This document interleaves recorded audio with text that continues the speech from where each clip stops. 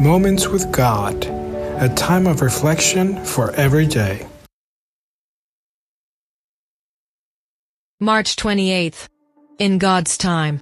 And the Lord visited Sarah as he had said, and the Lord did unto Sarah as he had spoken. For Sarah conceived, and bare Abraham a son in his old age, at the set time of which God had spoken to him. Genesis 21:1 and 2. How long are you willing to wait for God to fulfill His promises? How long can you wait faithfully in this world, without yet seeing His coming and taking you to heaven? Is the waiting time extinguishing your faith? Abraham was 75 years old when he left the land of Haran for Canaan. But long before, God had given him the promise, first commanding him to leave his land and his relatives, and that He would make him into a great nation. He was no longer in the prime of youth to afford to wait. His wife was only 10 years younger than him, and the time for her to conceive had already passed. When Sarah was 75, she lost all hope of becoming a mother and urged her husband to take her servant and have a child with her. Time made her lose faith, as any natural woman would. She doubted that it could come to pass, and she dragged her husband into that doubt. But God's plans continued their course and were still in place.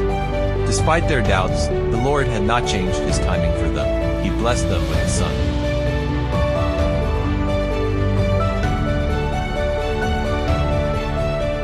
When Sarah was 89 years old, the Lord visited her home and gave them the final announcement.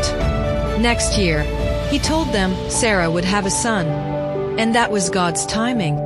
More than 25 years after He had promised them a son, it was finally coming true. Against all human odds, God's plans unfold. A young person becomes desperate for what they want: a career, wealth, or a partner. Sometimes they act hastily and against what is morally right, and the results are not what they expected. Waiting is not a virtue. A Christian expects to receive blessings as soon as they accept the faith, yet the narrow path becomes long and difficult, and often they don't want to wait any longer and end up giving up. But just like Abraham, who failed, God remains faithful, and His promises still hold true. His forgiveness, His love, His salvation are still there for those who desire them, and the promise to bring us back again remains. But like the stars in the vast orbit of their appointed course, God's purposes know neither haste nor delay. CT 36.3 Submit all your plans to God, that He may help you to carry them out or abandon them as His providence directs. Accept God's plans instead of your own, even if this acceptance requires you to give up long-cherished projects. Everything happens in God's time, and knowing how to wait for Him is a great blessing.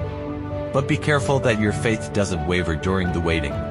Nourish yourself daily with His promises, and keep dreaming of seeing the Lord again as you go about your daily work. His timing is perfect, and God is faithful to what He promised. Amen. Thank you for listening to this audio. We invite you to share with your contacts and visit the website BibleWell.com.